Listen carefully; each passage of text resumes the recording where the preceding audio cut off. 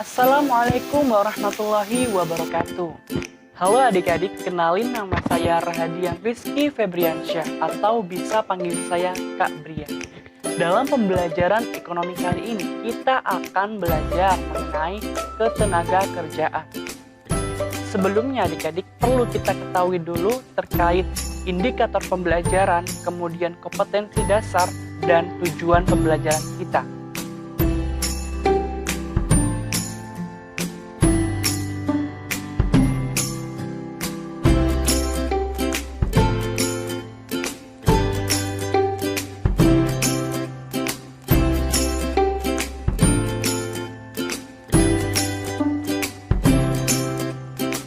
Tenaga kerja adalah penduduk dengan usia kerja yang berumur antara 15 hingga 64 tahun.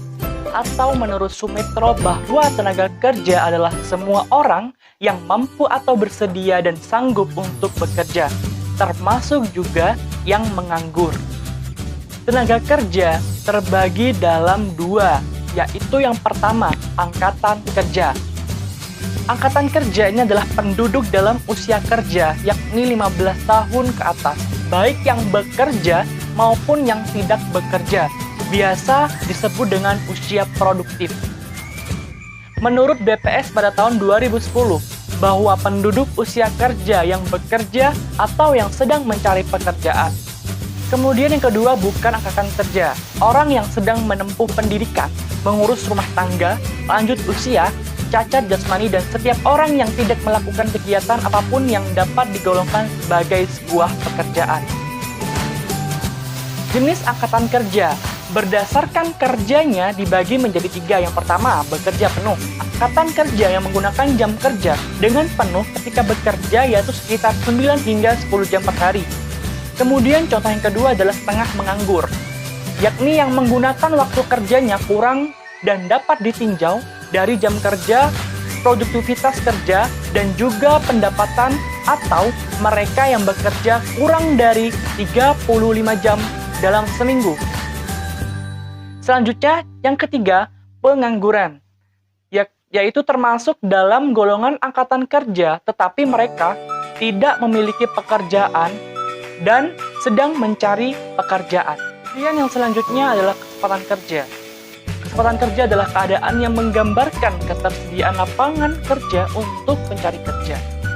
Atau dalam arti lain, merupakan jumlah lapangan kerja yang tersedia untuk pencari kerja, atau dapat dikatakan ketersediaan lapangan kerja untuk yang memerlukan pekerjaan.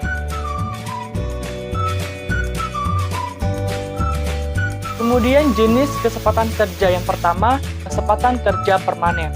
Artinya, yang memungkinkan orang bekerja secara terus-menerus sampai pensiun atau tidak lagi mampu bekerja. Misalnya, ada PNS dan TNI.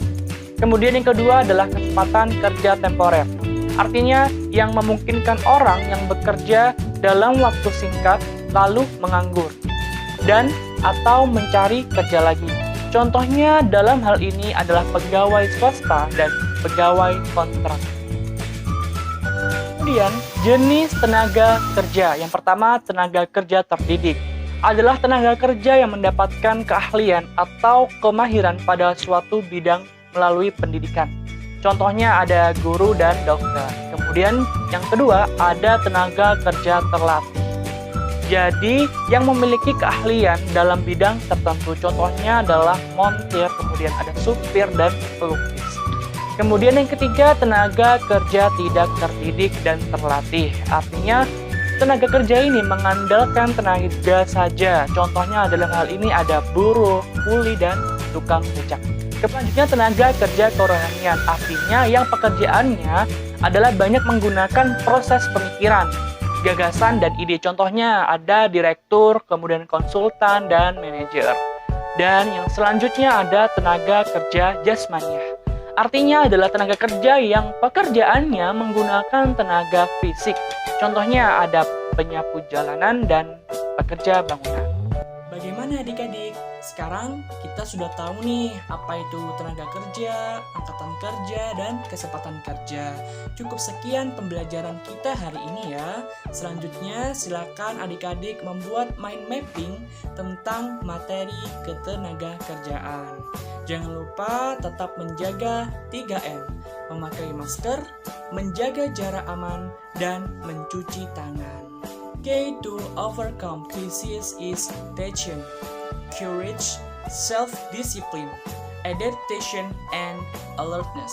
Sampai jumpa di pertemuan selanjutnya. Assalamualaikum warahmatullahi wabarakatuh.